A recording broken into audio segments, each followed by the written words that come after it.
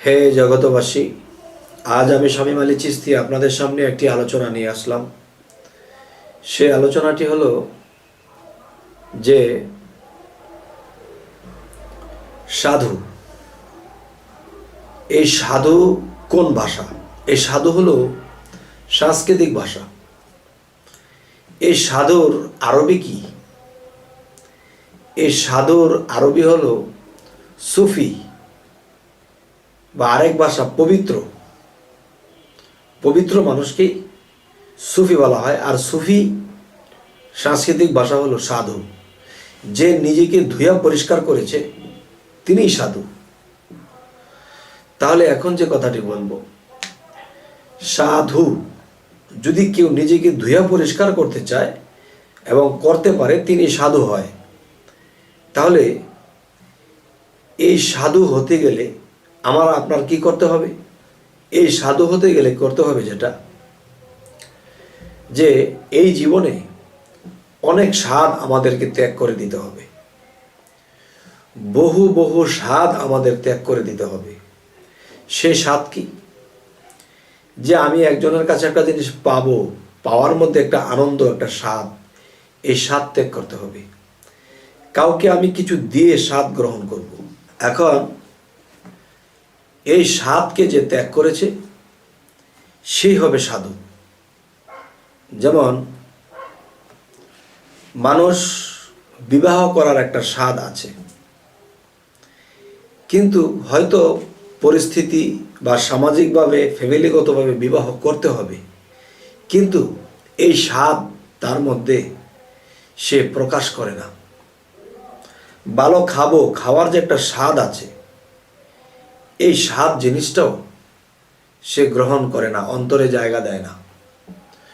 তো সমস্ত স্বাদ যারা ত্যাগ করে দেয় এবং নিজেকে পবিত্র করে নেয়, একমাত্র তারাই হলো সাধু।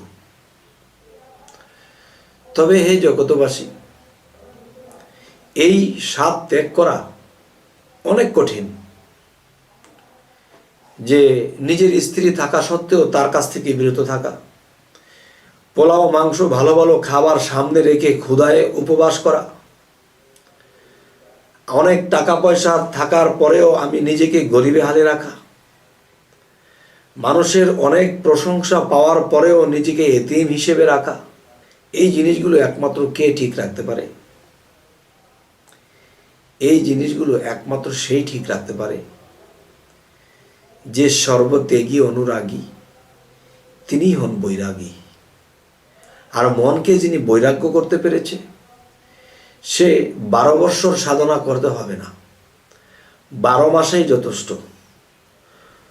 12 মাসে তার সাধনা করতে হবে না, সে 12 সপ্তাহেই যথেষ্ট, যদি ওরকম হতে পারে। তবে হে জগতবাসী, আজকের এই আলোচনাটি কেন করা হলো? যে আমরা চলার পথে দেখি বহু সাধু। কাউকে দেখি লাল কাপড় পরে বের হয়ে গেছে, কাউকে দেখি হলুদ কাপড় পরে বের হয়ে গেছে, কাউকে দেখি সাধুর ভেষ ধরে সে ভিক্ষা করে খাইতেছে, কাউকে দেখি সাধুর ভেষে আছে সংসারেই, কিন্তু মিথ্যা প্রবঞ্চনার মধ্যে আছে। তখন দেখা গেছে যে এরই মধ্যে থেকে দেখা যায় কেউ দরবেশ, কেউ ধরছে ভেষ। আর এই ভেষের তো নাই কোনো শেষ। তবে আমরা খুঁজে পাবো কিভাবে সেই আসল দেশ? তবে হ্যাঁ, আজকে এই কথাটুকু বলার উদ্দেশ্য যেটি, যে আমরা ভেষ ধরব না, আমরা মূলত অন্তরকে বৈরাগ্য করে নেব। অন্তরের মধ্যে আমি কি হব? অন্তর্গতভাবে আমি দরবেশ হব, কিন্তু বাহিরের ভেষে নয়। আচ্ছা, একটি হলো মজনু হালত, পাগল। সে সংসার জীবন ছেড়ে এক নিয়ে বের হয়ে গেছে, তার নিজেকে নিজে মুক্ত করবে, সমস্ত কিছু ত্যাগ করে চলে গেছে। এ হলো মজনু হালত। সে আরেকটা মজনুকে তৈরি করতে পারবে না। আর যারা সংসারে থেকে আউলিয়া হয়েছে, সংসারকে মেনটেন করে আউলিয়া হয়েছে, তাদের হাল হলো সালেকিয়া হাল। সে 5টাকে ঠিক রেখে সে আউলিয়া হয়েছে, সে আরো 1000টা মজনু তৈরি করতে পারবে, সে আরো 1000টা আউলিয়া তৈরি করতে পারবে। কিন্তু একজন পাগল হাল, একজন মজনু হালত, সে নিজেকে রক্ষা করবে বলে বের হয়ে গেছে, কিন্তু সে নিজেকে মুক্ত করবে, অন্য কাউকে মুক্তির পথ দিতে পারবে না।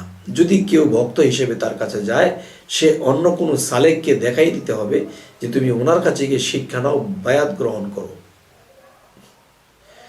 যাই হোক, হে জগতবাসী, যে আমাদের চিন্তা চেতনা কি হবে যে আল্লাহর ইবাদত জোর করে করা যায় না, আল্লাহর সাধনা জোর করে করা যায় না।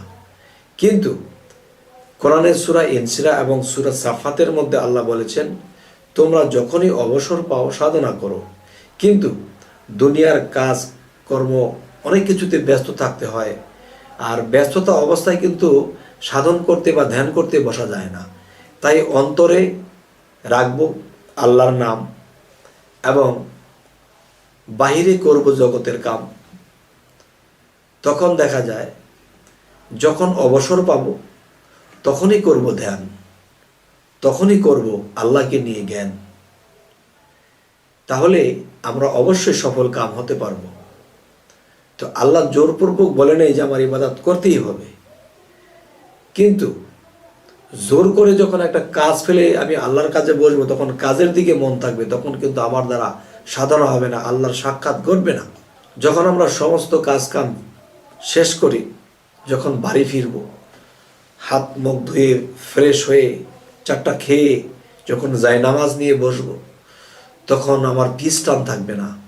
তখন সেই ধ্যানে খেলে আল্লাহকে ডাকতে যে চোখ দিয়ে বেয়ে পানি পড়তে থাকবে, হে আল্লাহ, সারাদিন তোমার কাজ কম করেছি, তোমাকে স্মরণ রেখে চলার চেষ্টা করেছি, দুনিয়ার কাজ করেছি, এখন তোমাকে ভেবে তোমাকে একটু চোখের পানি দেওয়া ছাড়া আর তো কোনো সম্বল নেই। তুমি যদি দয়া করো, যদি আমাকে তুমি সচ্ছল করে দাও, আমি তোমার ইবাদত যেন টাইম টু টাইম করতে পারি। চোখের পানির সাথে যখন বলতে থাকে, তখন আল্লাহ এই দৃশ্য দেখি তার প্রতি সন্তুষ্ট হয় এবং তার সচ্ছলতা আল্লাহ ফিরিয়ে দেয়। এবং সেই সচ্ছলতা পেয়ে যারা লোভে লোভ করে খারাপের দিকে চলে যায়, তখন তাদের উপরে আবার আল্লাহ রাগান্বিত হয়ে তাদের অবস্থা খারাপ করে দেয়। আর যখন তারা আল্লাহর কাছ থেকে সময় সুযোগ পাইল, সচ্ছল হলো, তখন টাইম টু টাইম যারা ইবাদত করবে তারা 3 দিন উপরে উঠবে, আল্লাহ এদেরকে সচ্ছল ঠিক রাখবে। যাই হোক, হে জগতবাসী, আজকের আলোচনাটি যা বোঝাইতে চাইলাম আপনাদের কাছে কেমন লাগলো অবশ্যই কমেন্ট করে জানাবেন। এবং আমাদের এই চ্যানেলের আলোচনা যদি আপনাদের ভালো লাগে তো অবশ্যই সাবস্ক্রাইব করুন। তো আজ এই বলেই রাখছি, সকলেই ভালো থাকবেন। আল্লাহ হাফিজ।